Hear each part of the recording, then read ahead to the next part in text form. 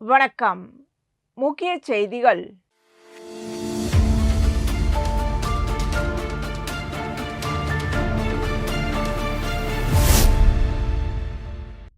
புதுச்சேரியில் ரேஷன் அரிசி கொள்முதலில் மிகப்பெரிய ஊழல் நடைபெற்றுள்ளதாக முன்னாள் முதலமைச்சர் நாராயணசாமி குற்றம் சாட்டியுள்ளார்.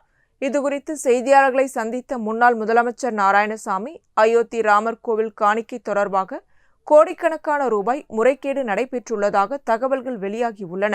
இதுகுறித்து சிபிஐ விசாரணை நடத்த வேண்டும். கடந்த என்ஆர் காங்கிரஸ் பாஜக ஆட்சியில் பணத்திற்கு பதிலாக ரேஷன் கடைகள் மூலம் அரிசி வழங்கும் திட்டம் செயல்படுத்த முடிவு செய்யப்பட்டது. அப்பொழுது கொல்கத்தாவை சேர்ந்த நிறுவனத்திற்கு டெண்டர் வழங்கப்பட்டதாகவும் 1 கிலோ அரிசிக்கு ரூபாய் 3 கமிஷன் பெறப்பட்டதாக புகார் எழுந்ததைத் தொடர்ந்து அந்த டெண்டர் ரத்து செய்யப்பட்டதாகவும் அவர் கூறினார். அதன் பிறகு 2025ஆம் ஆண்டு ஜூன் முதல் 2026ஆம் ஆண்டு மே மாதம் வரை அரிசி வழங்க புதிய டெண்டர் விடப்பட்டதாகவும், அதன்படி 1 கிலோ ஒற்றை அவியல் அரிசி ரூபாய் 43.37க்கு கொள்முதல் செய்யப்பட்டதாகவும் தெரிவித்தார். இந்த டெண்டரில் பல்வேறு விதிமுறைகள் இடம்பெற்றிருந்த நிலையில் சென்னையை சேர்ந்த கேந்திரிய பந்தார் நிறுவனம் டெண்டர் பெற்று கான்பெட் மூலம் கடந்த ஆண்டு ஜூன் முதல் நவம்பர் வரை ரேஷன் கடைகளுக்கு அரிசி வழங்கியதாகவும், அதில் சுமார் 6000 டன் அரிசி தரமற்றதாக இருந்ததாகவும் குற்றம் சாட்டினார். அதன் பின்னர் அரிசி விநியோகம் நிறுத்தப்பட்டதாகவும் கூறினார். தற்போது புதிய விதிமுறைகளின் அடிப்படையில் மீண்டும் டெண்டர் விடப்பட்டுள்ளதாகவும், அதில் மிகப்பெரிய அளவில் ஊழல் நடைபெற்றுள்ளதாகவும் குற்றம் சாட்டிய அவர், இந்த விவகாரத்தில் கவர்னர் தலையிட்டு முழுமையான விசாரணைக்கு உத்தரவிட வேண்டும் என்றார். மேலும் கான்பெட் நிர்வாக இயக்குனர் ஐயப்பன் ரூபாய் 8 கோடியை அமுத சுரபி நிறுவனத்திற்கு மாற்றி உள்ளதாக கூறிய நாராயணசாமி, அதற்கு யார் அனுமதி அளித்தனர் என்பது குறித்து விசாரணை நடத்த வேண்டும் என்றும் வலியுறுத்தினார். அமைச்சர்களுக்கு இதுவரை இலாக்காக்கள் ஒதுக்கப்படவில்லை, சபாநாயகரும் தேர்வு செய்யப்படவில்லை. முதலமைச்சரே அனைத்து துறைகளையும் கவனித்து வருகிறார். கடந்த 2 மாதங்களாக அரசு இயந்திரம் முழுமையாக செயல்படவில்லை. ஆட்சியில் அதிகார மோதல் நிலவுகிறது. எனவே முதலமைச்சரும் அமைச்சர்களும் பொறுப்பேற்று பதவி விலக வேண்டும் என்று அவர் வலியுறுத்தினார். இந்த நீட் சம்பந்தமா தொடர்ந்து நாங்க வலியுறுத்துறோம். நீட் அதாவது நீட்டு தேர்வு ரத்து செய்யணும். இதனால பல உயிர்களை இழந்திருக்கிறோம். நம்முடைய பிள்ளைகள் எல்லாம் தற்கொலை செய்து இறந்திருக்கிறாங்க. தமிழ்நாட்டில் மட்டும் 200க்கு மேற்பட்ட மாணவ மாணவர்கள் உயிரிழந்திருக்கிறார்கள். இந்தியா முழுவதும் ராஜஸ்தான் மாநிலத்திலும் இறந்திருக்கிறார்கள். ஆகவே இது சம்பந்தமா காங்கிரஸ் கட்சியின் சார்பில் நாங்க மாணவர்கள் போராட்டம் சொல்லி ஒரு ஆர்ப்பாட்டத்தை காங்கிரஸ் கட்சி ஆரம்பிச்சிருக்கு. மாணவர் காங்கிரஸ் இயக்கம், இளைஞர் காங்கிரஸ் இயக்கம் இதை வலியுறுத்தி நீட் தேர்வை ரத்து செய்ய வேண்டும் என்று போராட்டம் நடத்துகிறோம். அதே போல மத்திய மனிதவள மேம்பாட்டுத்துறை அமைச்சர், கல்வி அமைச்சர் திரு மரியாதைக்குரிய தர்மேந்திர பிரதான் ராஜினாமா செய்ய வேண்டும் என்று போராட்டம் நடத்துகிறோம். ஆனா இதுவரை மத்தியில் உள்ள மோடி அரசு அதற்கு செவி சாய்க்கவில்லை. இதுவரை பதில் வரல. அதே போல மும்மொழி கொள்கையை நம்ம எதிர்க்கிறோம். இருமொழி கொள்கை தான் ஓடுன்னு சொல்றோம். அதுக்கு எந்த விதமான பதிலும் இந்த அரசாங்கத்திலிருந்து வரல. இது ஒட்டுமொத்தமா மத்திய அரசாங்கம் அவருடைய கல்விக் கொள்கையுடைய தோல்வியால மக்கள் பாதிக்கப்படுறாங்க, மாணவர்கள் பாதிக்கப்படுறாங்க, அவர்களுடைய இளைய சமுதாயம் பாதிக்கப்படுது. இப்பொழுது 2 மாசம் ஆகிப்போச்சு. அமைச்சரவை 2 மாசம் ஆயிடுச்சு. அதான் அமைச்சரவை 2 மாசம் ஆகல, முடிவு தேர்தல் முடிவு 2 மாசம் ஆயிடுச்சு. அதாவது 15 நாள் கழிச்சு ஒரு 3 பேர் பதவி ஏத்தாங்க. முதலமைச்சர் உள்பட 3 பேர் பதவி ஏத்தாங்க. அதற்கு பிறகு 17 நாள் கழிச்சு 3 பேர் பதவி ஏத்தாங்க. இப்பொழுது 2 மாசம் முடிஞ்சு போச்சு. யாருக்கு எந்த இலாக்கான்னு யாருக்கும் தெரியல. மொத்த இலாக்காவும் முதலமைச்சர் கையில இருந்து முதலமைச்சர் தான் அந்த எல்லா இலாக்காவையும் பாக்குறாங்க. இந்த அமைச்சர்கள் வேலை இல்லாம இருக்கிறாங்க. அதாவது இலாக்கா இல்லாத மந்திரிகள் ஆகுறாங்க 5 பேரு. அது மட்டும் இல்ல, இந்த சபாநாயகர் யாருன்னு முடிவு பண்ணல. சபாநாயகர் என்ஆர் கட்சிக்கா அல்லது பாஜகவுக்கா என்று முடிவு செய்யப்படவில்லை. இது சம்பந்தமாக மக்கள் மத்தியில் மிகப்பெரிய சர்ச்சை உருவாகி இருக்கிறது. இதுக்கு அந்த 2 கட்சி மட்டும் இல்ல, என்ஆர் காங்கிரஸ், பிஜேபி மட்டுமல்ல, புதுச்சேரி மாநில மக்களும் இதை புரிந்து கொள்ள வேண்டும். புதுச்சேரி மாநில மக்கள் நம்பி வாக்களித்தார்கள். 2 மாத காலமாக எந்தவித அரசு இயந்திரமும் செயல்படவில்லை. மற்ற 4 மாநிலங்களில் தமிழ்நாடு, கேரளா, மேற்கு வங்காளம் மற்றும் அசாம் மாநிலங்களில் அமைச்சரவை அமைக்கப்பட்டு, இலாக்காக்கள் ஒதுக்கப்பட்டு, சபாநாயகர் தேர்ந்தெடுக்கப்பட்டு சட்டமன்றமும் நடக்குது. ஆனா புதுச்சேரி மாநிலத்துல எந்த நிகழ்ச்சி நடக்கல. எந்த அரசினுடைய துறையும் செயல்படல. மக்கள் நலத்திட்டங்கள் நிறைவேற்றப்படல. மக்களுக்கு கொடுத்த வாக்குறுதிகள் நிறைவேற்றப்படவில்லை. இந்த அரசு கும்பகர்ண தூக்கத்தில் இருக்கிறது. என்ஆர் பாஜக அரசு கும்பகர்ண தூக்கத்தில் இருக்கிறது. இவர்கள் மக்களை பற்றி கவலைப்படவில்லை. அதிகார சண்டை நடந்து கொண்டிருக்கிறது. என்ஆர் கட்சிக்கும் பாஜகவுக்கும் யாருக்கு எந்த இலாக்கா, யாரு சபாநாயகர் என்ற அதிகார சண்டை நடந்து கொண்டிருக்கிறது. இதற்கு அவர்களை விட புதுச்சேரி மாநில மக்கள் தான் இதற்கு பதில் சொல்லணும். ஏன்னா அவங்களை நம்பி ஓட்டு போட்டாங்க இல்லையா, அதனுடைய பலனை மக்கள் இப்பொழுது அனுபவித்துக் கொண்டிருக்கிறார்கள். புதுச்சேரி மாநில மக்கள் அனுபவித்துக் கொண்டிருக்கிறார்கள். இது எப்பொழுது சபாநாயகர் தேர்வு நடக்கும், எப்பொழுது இலாக்காக்கள் கொடுக்கப்படும் என்பது ஒரு புரியாத புதிராக இருக்கிறது. இதை நான் எங்களை பொறுத்த வரைக்கும் எங்களுடைய கண்டனத்தை நாங்கள் தெரிவித்துக் கொள்றோம். ஏன்னா இது ஒரு ஜனநாயக நாடு. இந்த ஜனநாயக நாட்டுல என்ன நடக்குதுன்னு எல்லோருக்கும் தெரியும். மக்களுக்கு நிறைவேற்ற வேண்டிய திட்டங்களை நிறைவேற்றப்பட வேண்டும். மக்களுக்கு கொடுத்த வாக்குறுதிகளை இந்த அரசு நிறைவேற்றணும். ஒண்ணுமே நடக்கல. கல்வித்துறையா இருந்தாலும், பொதுப்பணித்துறையா இருந்தாலும், மின்சாரத்துறையா இருந்தாலும், விவசாயத்துறையா எந்த துறையும் முடங்கி போயிருக்கு புதுச்சேரியில. ஒட்டுமொத்தமா இந்த ஆட்சி மக்கள் விரோத ஆட்சி. இந்த ஆட்சியில மக்களுக்கான திட்டங்கள் நிறைவேற்றப்படவில்லை. மக்களுக்கு கொடுத்த வாக்குறுதிகளை இவர்கள் நிறைவேற்றவில்லை. ஆகவே இந்த கூட்டணியில இதை பேசி முடிக்காத இவர்கள் கூண்டோடு ராஜினாமா செய்யணும். முதலமைச்சர், அமைச்சர்கள் எல்லாம் கூண்டோடு ராஜினாமா செய்யணும் என்று கேட்டுக்கொள்கிறேன்.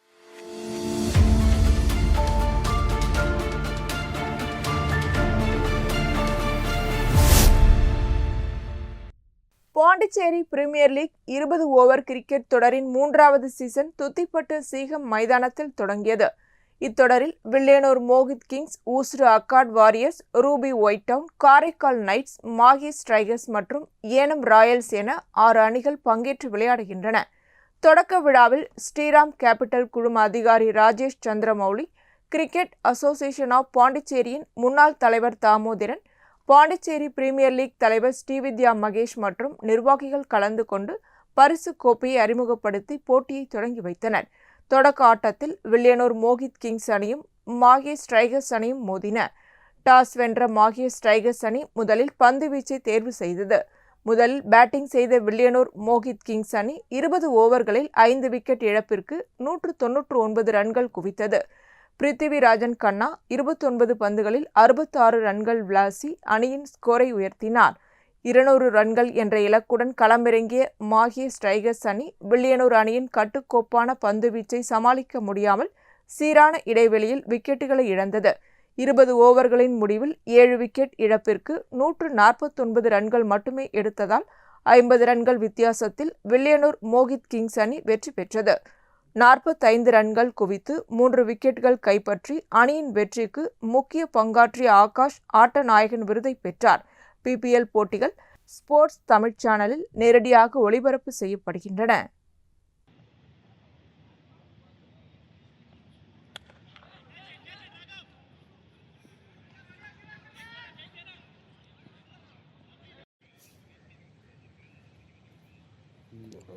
கேட்டால் கொடுக்க போவாங்க.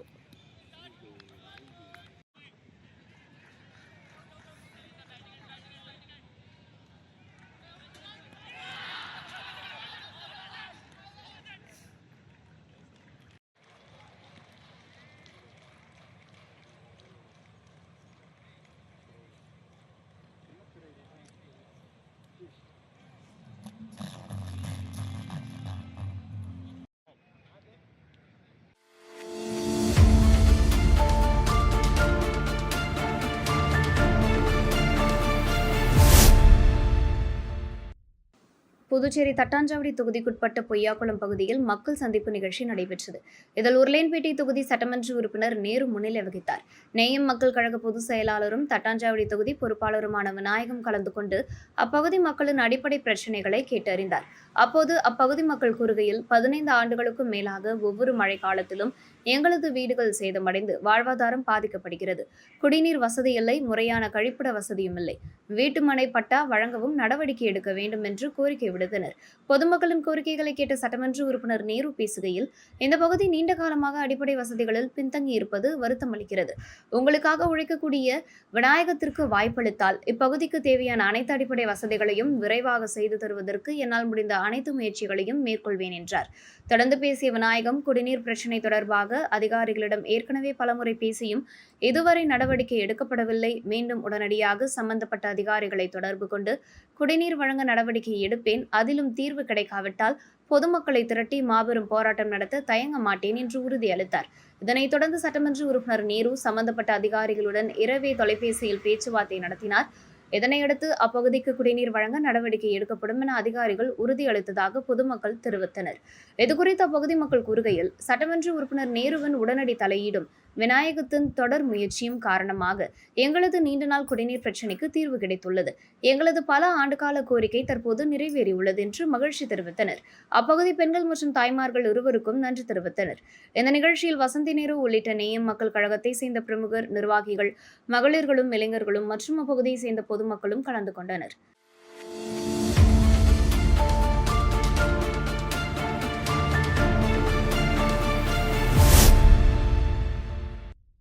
களித்தீத்தால் குப்பத்தில் அமைந்துள்ள மணக்குள விநாயகர் தொழில்நுட்ப கல்லூரி மற்றும் BNI புதுச்சேரி இணைந்து நடத்தும் மெகா வேலைவாய்ப்பு முகாம் 2026 தொடர்பான செய்தியாளர் சந்திப்பு நடைபெற்றது.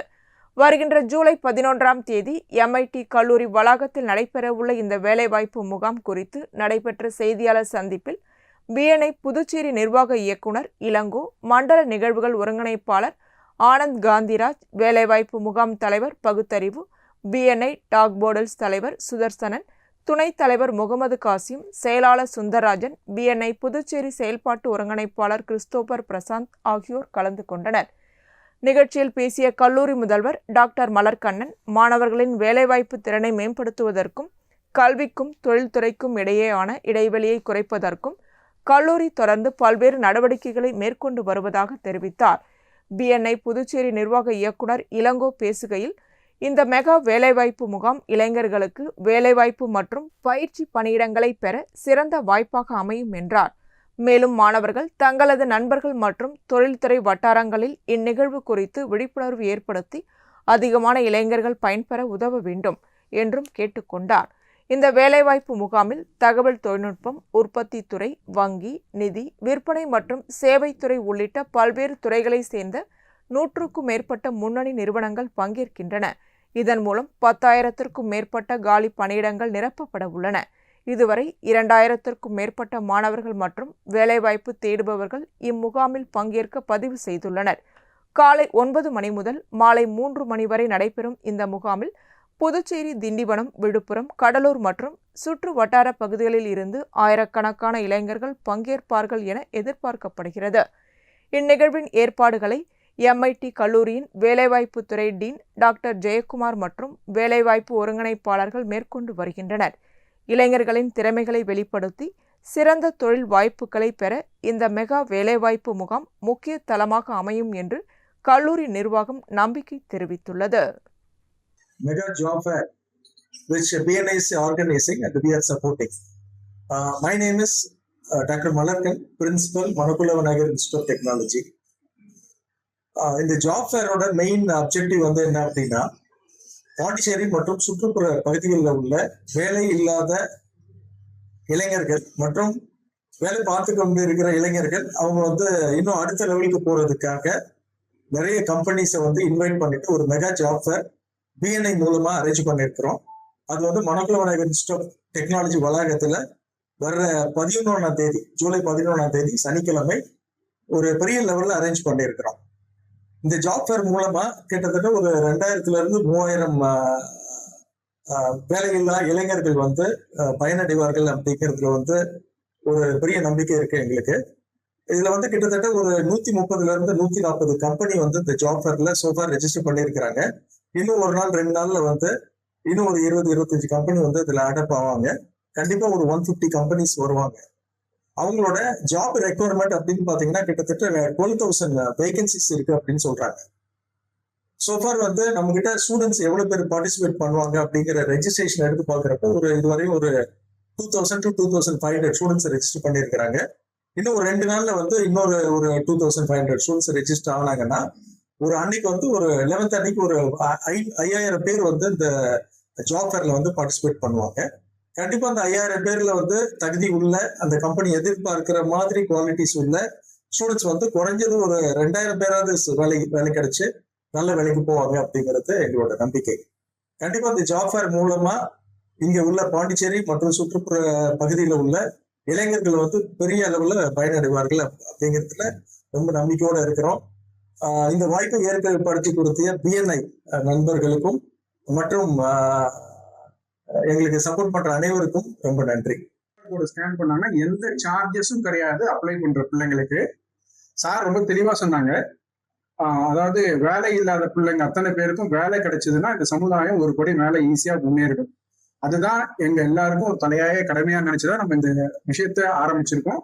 ரொம்ப சிறப்பான ஒரு இடத்துக்கு இன்னைக்கு வந்து சேர்ந்திருக்கோம். 130 கம்பெனி வந்து இங்க வர்றதுக்கு ரெஜிஸ்டர் பண்ணிருக்காங்க. அதுல ரொம்ப ரொம்ப சந்தோஷமான விஷயம் என்னன்னா 11,000க்கும் மேற்பட்ட வேகன்சி அவங்க இப்பயே ரெஜிஸ்டர் பண்ணிட்டாங்க. ஸோ 11,000 பிள்ளைங்க வந்தாங்க, கிட்டத்தட்ட ஆளுக்கு ஒரு வேலை கிடைச்சிடும். அதுதான் இன்னைக்கு யதார்த்த சூழல். ஸோ உங்களோட சப்போர்ட் எங்களுக்கு எங்க தேவைப்படுது ரொம்ப முக்கியமானு சொன்னா, நீங்க மீடியா நண்பர்கள் எங்கெல்லாம் படிச்ச இடத்துல பிள்ளைங்க, அதே முக்கியமான ஒரு விஷயம் சொல்றேன், இந்த வேலை வாய்ப்பு வந்து வெறும் ஐடி துறைக்கோ இல்ல வெறும் இன்ஜினியரிங் துறைக்கோ கிடையாது. ஐடி துறையில் ஆரம்பிச்சு ஹெல்பர் வரைக்கும், மெஷின் ஜாப் வரைக்கும் அத்தனை பேருக்கும், ITI டிப்ளமா அத்தனை பேருக்கும் கிட்டத்தட்ட 11,000 வேலை வாய்ப்பு ரெடியா இன்னைக்கு ரெஜிஸ்டர் பண்ணிட்டு வராங்க. வந்து உங்களை வேலைக்கு எடுத்துட்டு போறாங்க.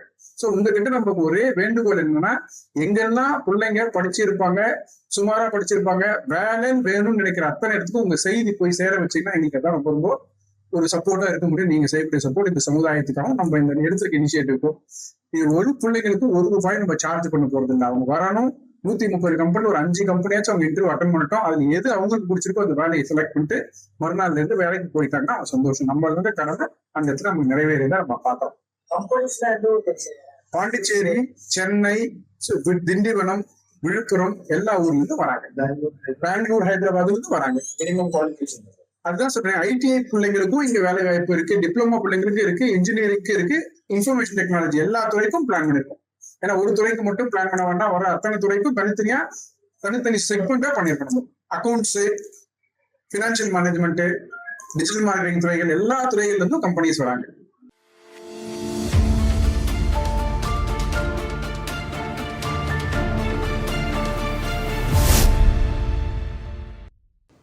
நடந்து முடிந்த சட்டமன்ற தேர்தலில் காமராஜர் நகர் தொகுதியில் பெருவாரியான வாக்கு வித்தியாசத்தில் வெற்றி பெற செய்த பொதுமக்களுக்கு நன்றி தெரிவிக்கும் வகையில் லட்சிய ஜனநாயக கட்சியின் தலைவரும் காமராஜர் நகர் தொகுதி சட்டமன்ற உறுப்பினருமான ஜோஸ் சார்லஸ் மார்டன் சாரம் உள்ளிட்ட பகுதிகளில் நன்றி தெரிவிக்கும் நிகழ்ச்சியில் பங்கேற்றார். முதற்கட்டமாக சாரம் பகுதியில் உள்ள ஸ்ரீ முத்துவிநாயகர், சுப்பிரமணிய சுவாமி மற்றும் ஸ்ரீ நாகமுத்து மாரியம்மன் கோவில்களில் சுவாமி தரிசனம் செய்து சிறப்பு வழிபாடு நடத்தினார். அதனைத் தொடர்ந்து பழைய சாரம் உள்ளிட்ட பகுதிகளில் வீடு வீடாக சென்று பொதுமக்களுக்கு சால்வை அணிவித்து சர்க்கரை மற்றும் நாட்டு சர்க்கரை வழங்கி தேர்தலில் அளித்த ஆதரவுக்காக நன்றி தெரிவித்தார். மேலும் பொதுமக்களை நேரில் சந்தித்து அவர்களின் குறைகள் மற்றும் கோரிக்கைகளை கேட்டறிந்த அவர் அவற்றுக்கு விரைவில் நடவடிக்கை எடுக்கப்படும் என்று உறுதியளித்தார். இந்த நிகழ்ச்சியில் முதலியார்பேட்டை தொகுதி சட்டமன்ற உறுப்பினர் ஜான்குமார், முன்னாள் சட்டமன்ற உறுப்பினர் ரிச்சர்ட் ஜான்குமார், லட்சிய ஜனநாயக கட்சியின் செயலாளர் ரவி ராஜாராம், காமராஜர் நகர் தொகுதி தலைவர் கோகுல் கண்ணன், ரெயின்போ நகர் தொகுதி பொறுப்பாளர் சுரேஷ் மற்றும் பூத் தலைவர்கள் சுகுமாரன், சுவாமிநாதன், கோபி, ரமேஷ், முருகானந்தம், அஜய், வரதராஜன் உள்ளிட்டோர் கலந்து கொண்டனர்.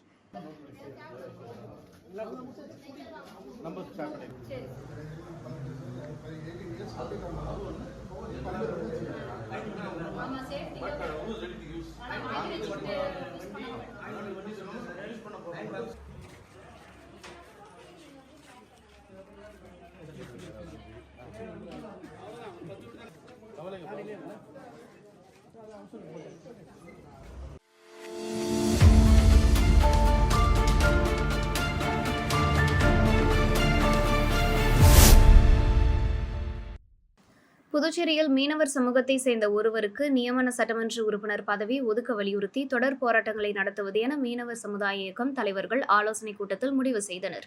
புதுச்சேரியில் 3வது பெரிய சமூகமாக உள்ள மீனவர்கள் தேர்தலில் போட்டியிட்டு சட்டமன்றத்திற்கு செல்ல முடியாத நிலையில் இருப்பதால் நியமன சட்டமன்ற உறுப்பினர் பதவியை மீனவர் சமூகத்தை சேர்ந்த ஒருவருக்கு ஒதுக்க வேண்டும் என்று வலியுறுத்தி கடந்த வாரம் மீனவம் காப்போம் அமைப்பின் தலைவர் செல்வா சுதேசிமில் பகுதியில் 3 நாள் உண்ணாவிரத போராட்டம் நடத்தினார். இதனைத் தொடர்ந்து அனைத்து கட்சி மீனவ தலைவர்கள், சமுதாய பஞ்சாயத்து நிர்வாகிகள் மற்றும் இயக்க தலைவர்கள் நேற்று யூனிட்டி பார்க்கில் ஒன்று கூடி அடுத்த கட்ட போராட்டம் குறித்து ஆலோசனைக் கூட்டம் நடத்தினர். இந்த கூட்டத்தில் மீனவர் சமுதாயத்தை சேர்ந்த ஒருவருக்கு நியமன எம்எல்ஏ பதவி வழங்கப்படும் வரை தொடர் போராட்டங்களை முன்னெடுப்பது என ஏகமனதாக தீர்மானம் நிறைவேற்றப்பட்டது. முதற்கட்டமாக புதுச்சேரி கவர்னரை நேரில் சந்தித்து கோரிக்கை மனு அளிப்பது, சட்டமன்ற உறுப்பினர்களை சந்தித்து மனு வழங்குவது, 100க்கும் மேற்பட்ட மீனவர்களுடன் டெல்லி சென்று போராட்டம் நடத்துவது மற்றும் அனைத்து மீனவ கிராமங்களையும் ஒன்றிணைத்து மீன்பிடி வேலைநிறுத்தத்தில் ஈடுபடுவது உள்ளிட்ட பல்வேறு கட்ட போராட்டங்களை நடத்தவும் முடிவு செய்யப்பட்டது. இந்த ஆலோசனைக் கூட்டத்தில் கனகசெட்டிக்குளம் முதல் மூத்திக்குப்பம் வரையிலான மீனவ இயக்க தலைவர்கள், கிராம பஞ்சாயத்து நிர்வாகிகள், அனைத்து கட்சி நிர்வாகிகள் உள்ளிட்ட 50க்கும் மேற்பட்டோர் கலந்து கொண்டனர்.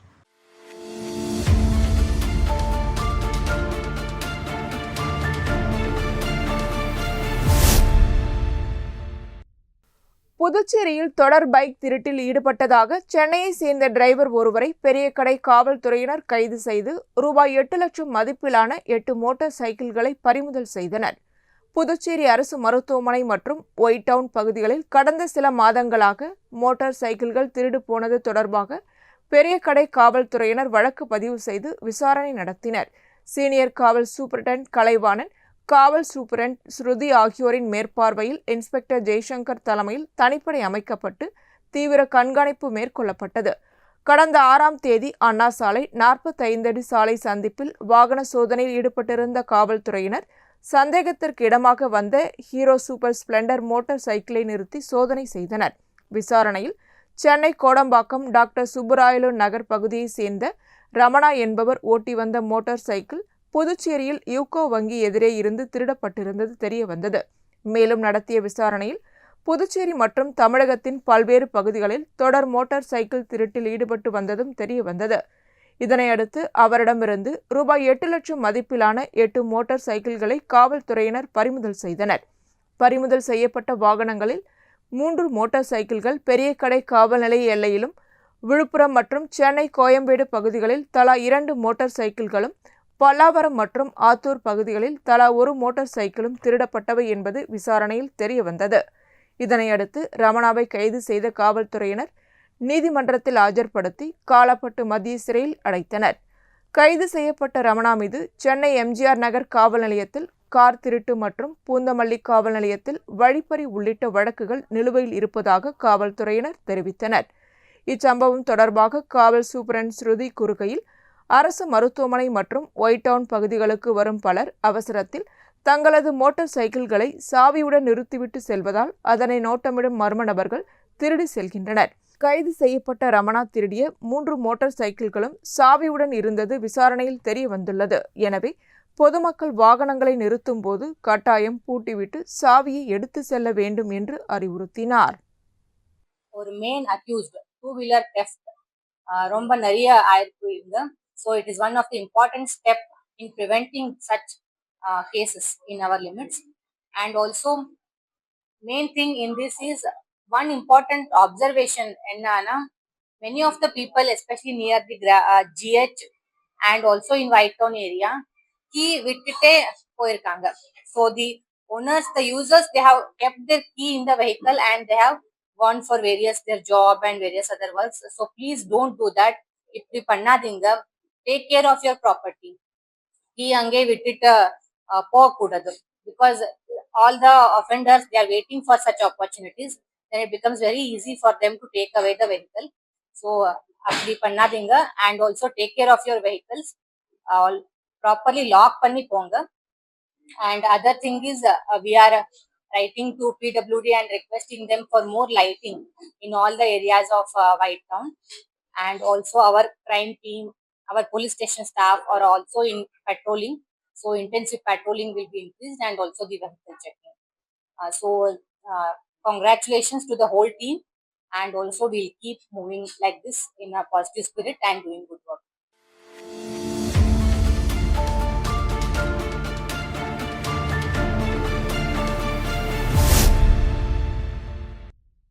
புதுச்சேரி கதிர்காமம் தொகுதிக்குட்பட்ட தட்சிணாமூர்த்தி நகர் மற்றும் செல்வா நகர் பகுதிகளில் நீண்ட நாட்களாக தேங்கி நிற்கும் மழைநீர் வெளியேற்றுவது தொடர்பாக தொகுதி சட்டமன்ற உறுப்பினர் அழகு நேரில் ஆய்வு மேற்கொண்டார். அப்பொழுது அப்பகுதி முக்கிய பிரமுகர்கள், குடியிருப்போர் நலசங்க நிர்வாகிகள் மற்றும் பொதுப்பணித்துறையின் நீர்ப்பாசன பிரிவு உயர் அதிகாரிகளுடன் இணைந்து மழைநீர் தேங்குவதற்கான காரணங்கள் குறித்து பார்வையிட்டு ஆய்வு செய்தார். பொதுமக்கள் சந்தித்து வரும் சிரமங்கள் கருத்தில் கொண்டு தேங்கியுள்ள மழைநீரை உடனடியாக வெளியேற்றவும், இதுபோன்ற பாதிப்புகள் மீண்டும் ஏற்படாத வகையில் நிரந்தர தீர்வு காண தேவையான நடவடிக்கைகள் விரைந்து மேற்கொள்ள வேண்டும் என்று சம்பந்தப்பட்ட அதிகாரிகளுக்கு அறிவுறுத்தினார். ஆய்வின் போது பொதுப்பணித்துறை அதிகாரிகள், குடியிருப்போர் நலசங்க நிர்வாகிகள் மற்றும் அப்பகுதி பொதுமக்கள் உடனிருந்தனர்.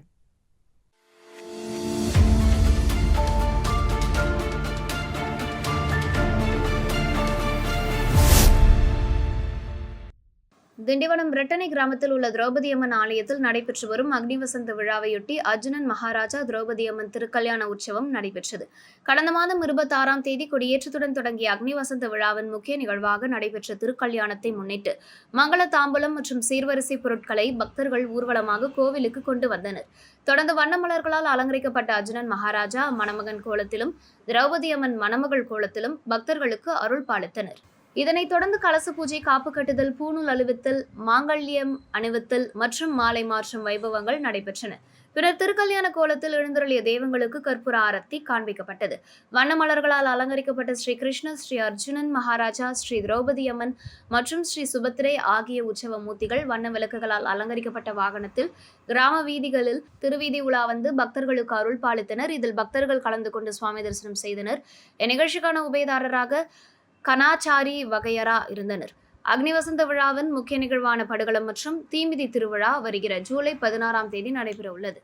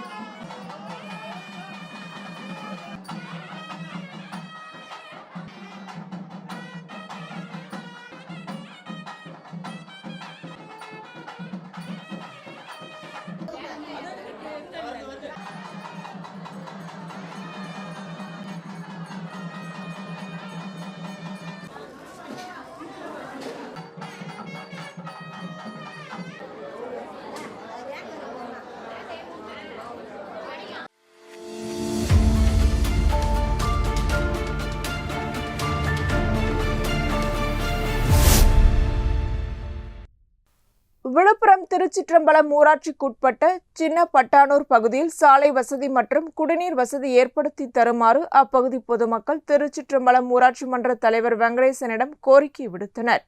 இதனையடுத்து ஊராட்சி மன்ற தலைவர் வெங்கடேசன் நேரில் சென்று அப்பகுதியை ஆய்வு மேற்கொண்டார்.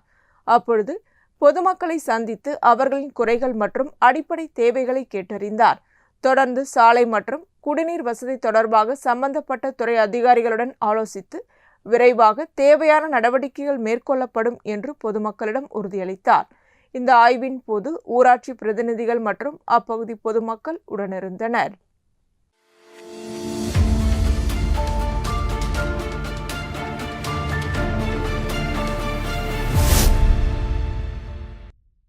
பாகூர் அருகே சோரியாங்குப்பத்தில் உள்ள தனியார் மதுபான கடையில் மது அருந்துவதற்காக அமைக்கப்பட்டிருந்த கீற்று கொட்டையில் திடீரென தீ விபத்து ஏற்பட்டதால் பரபரப்பு நிலவியது. சோரியாங்குப்பம் தென்பெண்ணை ஆற்றங்கரை பகுதியில் உள்ள மூங்கில் புதரில் திடீரென தீப்பிடித்து இருந்தது. தகவல் அறிந்த பாகூர் தீயணைப்பு நிலைய வீரர்கள் சம்பவ இடத்திற்கு விரைந்து சென்று தீயை அணைத்தனர். இந்த நிலையில் அருகில் உள்ள தனியார் மதுபான கடையின் பின்புறத்தில் மது அருந்துவதற்காக அமைக்கப்பட்டிருந்த கீற்று கொட்டகையில் திடீரென தீப்பிடித்தது. அப்போது மது அருந்திக் கொண்டிருந்தவர்கள் அலறியடித்து வெளியே ஓடினர். தகவல் அறிந்த பாகூர் தீயணைப்பு வீரர்கள் விரைந்து வந்து தீயை அணைக்கும் பணியில் ஈடுபட்டனர். பலத்த காற்று வீசியதால் தீ வேகமாக பரவியது. இதனையடுத்து வில்லியனூர் தீயணைப்பு நிலையத்திலிருந்தும் வீரர்கள் வரவழைக்கப்பட்டனர். 10க்கும் மேற்பட்ட தீயணைப்பு வீரர்கள் சுமார் 2 மணி நேரம் போராடி தீயை முழுமையாக கட்டுக்குள் கொண்டு வந்தனர். இந்த தீ விபத்தில் கீற்று கொட்டகை முழுவதுமாக இருந்து சேதமடைந்ததுடன் அங்கிருந்த மேஜைகள், நாற்காலிகள் உள்ளிட்ட பொருட்களும் தீயில் கருகின. தீ விபத்தின் போது அங்கிருந்து வெளியேறிய சிலர் தங்களது செல்போனில் காட்சிகளை பதிவு செய்ய முயன்றனர். அவர்களை காவல்துறையினர் அப்பகுதியில் இருந்து அப்புறப்படுத்தினர். தீ விபத்துக்கான காரணம் குறித்து காவல்துறையினர் வழக்கு பதிவு செய்து விசாரணை நடத்தி வருகின்றனர்.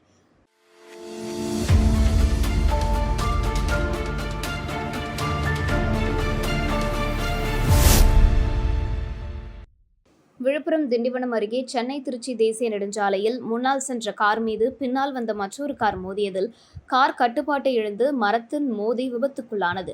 இதில் 2 பேர் உயிரிழந்ததுடன் 3 பேர் படுகாயமடைந்தனர். விருதாச்சலம் பகுதியை சேர்ந்த பாலமுருகன், விஜய் மற்றும் அவர்களது நண்பர்கள் 3 பேர் என மொத்தம் 5 பேர் சொந்த வேலை காரணமாக காரில் சென்னை நோக்கி சென்று கொண்டிருந்தனர். திண்டிவனம் அருகே சாரம் பகுதியில் சென்றபோது பின்னால் அதிவேகமாக வந்த கார் அவர்கள் பயணித்த கார் மீது மோதியது. இந்த மோதலின் தாக்கத்தில் பாலமுருகன் ஓட்டி வந்த கார் கட்டுப்பாட்டை இழந்து சாலையோரத்தில் இருந்த புளிய மரத்தில் மோதி நொறுங்கியது. இந்த விபத்தில் பாலமுருகன் மற்றும் விஜய் ஆகியோர் சம்பவ இடத்திலேயே உயிரிழந்தனர். காரில் பயணித்த மற்ற 3 பேர் பலத்த காயமடைந்தனர். தகவல் அறிந்து சம்பவ இடத்துக்கு விரைந்த ஒலக்கூர் காவல்துறையினர் காயமடைந்தவர்களை மீட்டு திண்டிவனம் அரசு பொது மருத்துவமனைக்கு சிகிச்சைக்காக அனுப்பி வைத்தனர். உயிரிழந்த இருவரின் உடல்கள் பிரேத பரிசோதனைக்காக அரசு மருத்துவமனைக்கு அனுப்பி வைக்கப்பட்டன. இந்த விபத்து தொடர்பாக ஒலக்கூர் காவல்துறையினர் வழக்கு பதிவு செய்து விசாரணை நடத்தி வருகின்றனர்.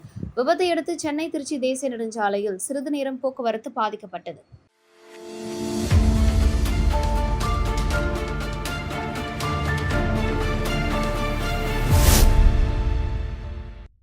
புதுச்சேரி சேதராப்பட்டு பகுதியில் செயல்பட்டு வரும் மயிலம் இந்தியா பிரைவேட் லிமிடெட் நிறுவனத்தில் பல ஆண்டுகளாக பணியாற்றி வந்த 5 தொழிலாளர்களை முன்னறிவிப்பின்றி பணி நீக்கம் செய்ததாக கூறி நிறுவன நிர்வாகத்தை கண்டித்து மயிலம் இந்தியா பிரைவேட் லிமிடெட் தொழிலாளர்கள் நலசங்கம் சார்பில் தொழிலாளர்கள் 5வது நாளாக தொடர் தர்ணா போராட்டத்தில் ஈடுபட்டு வருகின்றனர். தொழிற்சங்க நிர்வாகிகள் கூறுகையில் கடந்த 30 ஆண்டுகளாக நிறுவனத்தில் பணியாற்றி வந்த 5 தொழிலாளர்களை எந்தவித முன் அறிவிப்புமின்றி திடீரென பணி நீக்கம் செய்துள்ளதாக குற்றம் சாட்டினர். இதனை கண்டித்து 50க்கும் மேற்பட்ட தொழிலாளர்கள் கடந்த 5 நாட்களாக நிறுவனம் முன்பு தர்ணா போராட்டத்தில் ஈடுபட்டு வருகின்றனர். மேலும் தொழிலாளர்கள் மீது பழிவாங்கும் நடவடிக்கையை நிறுவன நிர்வாகம் கைவிட வேண்டும் என்றும் பணி நீக்கம் செய்யப்பட்ட 5 தொழிலாளர்களை மீண்டும் பணியில் அமர்த்த வேண்டும் என்றும் வலியுறுத்தினர். அவர்களின் குடும்ப நலன் மற்றும் நிறுவன வளர்ச்சிக்காக கடந்த 30 ஆண்டுகளாக ஆற்றிய பணியை கருத்தில் கொண்டு உரிய நடவடிக்கை எடுக்க வேண்டும் என்றும் கோரிக்கை விடுத்தனர். தங்களது கோரிக்கைகள் நிறைவேற்றப்படும் வரை தர்ணா போராட்டம் தொடரும் என்றும் CIDU தொழிற்சங்க நிர்வாகிகள் தெரிவித்தனர்.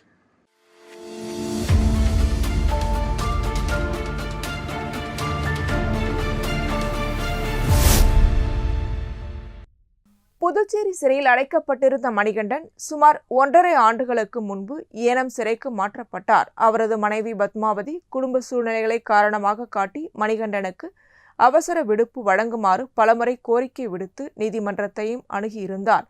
மணிகண்டனுக்கு எதிரான குற்ற வழக்குகள் முடிந்து 27 ஆண்டுகள் கடந்த நிலையிலும் சட்ட ரீதியான சிக்கல்களை காரணம் காட்டி புதுச்சேரி காவல்துறையும் சிறைத்துறையும் அவசர விடுப்பு வழங்கவில்லை என கூறப்படுகிறது.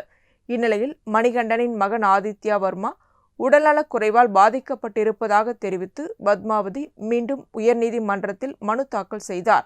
இந்த மனுவை விசாரித்த உயர்நீதிமன்றம் குழந்தையின் நலனை கருத்தில் கொண்டு மணிகண்டனுக்கு நிபந்தனைகளுடன் 15 நாட்கள் அவசர விடுப்பு வழங்க உத்தரவிட்டது. இதனையடுத்து மணிகண்டனின் இல்லத்தில் ஆயுதம் ஏந்திய காவலர்களுடன் 3 அடுக்கு காவலர் பாதுகாப்பு ஏற்பாடு செய்யப்பட்டுள்ளது. மேலும் குற்ற பின்னணி கொண்டவர்களோ அல்லது நிலுவையில் உள்ள குற்ற வழக்குகளில் தொடர்புடையவர்களோ மணிகண்டனை நேரில் சந்திக்கக்கூடாது என்றும் உயர்நீதிமன்றம் நிபந்தனை விதித்துள்ளது.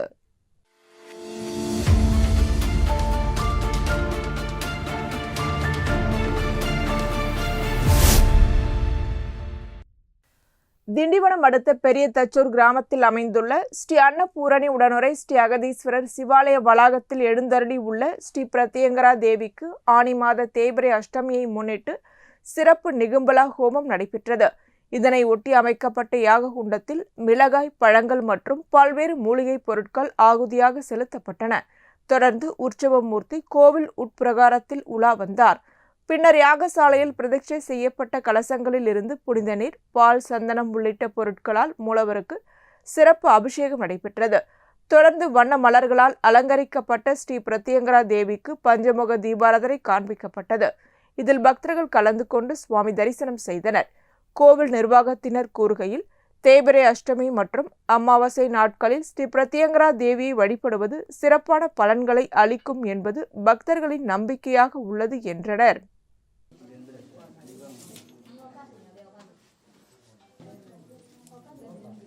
ओम शुभाभ्यां शोभने मुहूर्त्याद्य ब्रह्मणि नामधेयस्य नामरासे नाम नक्षत्रे यजमानस्याः तुला राशि चित्रा नक्षत्र